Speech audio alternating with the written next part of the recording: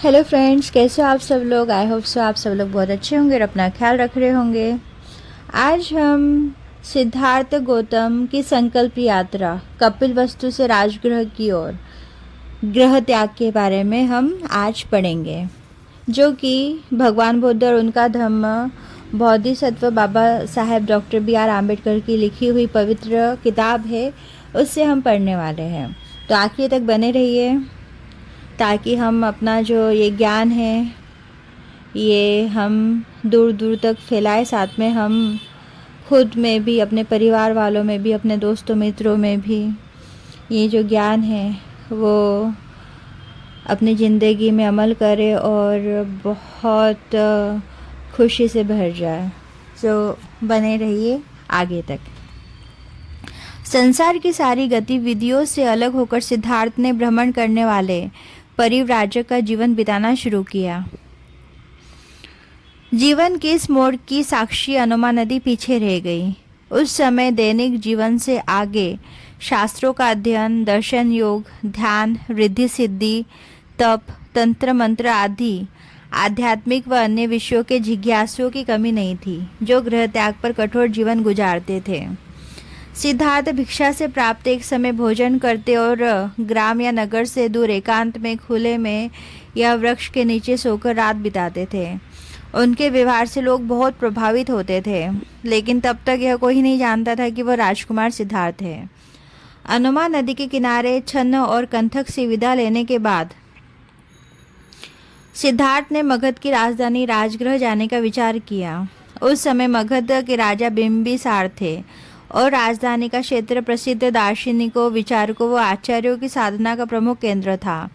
वहाँ कई विद्वान ऋषि, मुनि व तपस्वी निवास करते थे। युवा सम्राट बिंबिसार स्वयं भी बहुत विद्वान थे। वर्षा के कारण गंगा नदी पूरे उफान पर थी। सिद्धार्थ ने नदी की तेज धारा को पार किया। गंगा के पार कुछ दूरी पर घना आम्रवन था। वहाँ पर एक सप्ताह तक ठहरे। इसके आगे राजगृह जाने के मार्ग पर सकी नामक ब्राह्मणी और फिर पद्मा नामक एक अन्य ब्राह्मणी के आश्रम में रुके। वहाँ से चले तो कुछ दिन उन्होंने रेवत नाम के ब्राह्मण ऋषि के आश्रम में बिताए। सभी आश्रमों में सिद्धार्थ का बहुत आतिथ्य सत्कार हुआ। नदियों, पहाड़ों व घने जंगलों में डरावने रास्तों की बहुत लंबी और कठिन यात्रा तय करने के बाद राजगृह पहुँचे। जब सिद्धार्थ राजगृह नगरी में पहुंचे तो वहाँ के लोग उनकी गरिमा देखकर चकित हो गए। उनके व्यक्तित्व, तेज आभा और सौंदर्य को देखकर सभी को ताज्जुब हो रहा था कि उन्होंने सन्यासी का जीवन जीने का निर्णय क्यों लिया। उन्हें देखकर हर कोई ठगा सा रह जाता। राहगीर उनके एक झलक पाने के लिए रुक जाता। कोई उनको हाथ जोड़कर प्रणाम करता तो कोई शीश नवाकर वंदन और नमन करता। हर कोई अपनी मधुर वाणी से उनके प्रति आदर भाव प्रकट करता।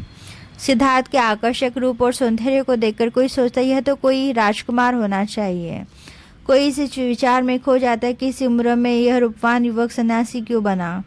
सिद्धार्थ को जो भी देखता वह पलके झपकाए बिना देखता ही रहता। कुछ लोग तो उनके मुखमंडल, उनकी चाल व उनकी आकर्षक काया को देखकर ऐसे मोहित हो जाते हैं कि देखते रहने की इच्छा में उनके पीछे पीछे कुछ दूर चलते जाते हैं। मगध की राजधानी राजगृह बहुत समृद्ध नगर था, जो चारों ओर से 5 पहाड़ियों से अभेद्य सुरक्षा कवच के रूप में घिरा हुआ था। इनमें से पांडव नामक पहाड़ के नीचे एक जगह को चुना। वह जगह सुगंधित पेड़ पौधों के कारण बहुत रमणीय और मनोहरी थी। गौतम ने वहां अपने लिए रहने के लिए लकड़ियों व घास पत्रों से कुटिया बना ली। कपिलवस्तु से राजगृह के बीच की दूरी लगभग 500 किलोमीटर है, 500 किलोमीटर दूर है। नदियों, पहाड़ों व घने जंगलों के डरावने रास्तों की लंबी और कठिन यात्रा सिद्धार्थ गौतम ने पैदल ही पूरी की थी। आज के लिए इतना ही। मिलते हैं हम नेक्स्ट वीडियो में। Bye bye, take care. कल हम पढ़ने वाले हैं मगध के युवा राजा बिंबिसार और सिद्धार्थ का मिलन। अगर आपको मेरा चैनल अच्छा लगता है तो प्लीज़ लाइक एंड सब्सक्राइब ज़रूर करिए। Bye bye, take care.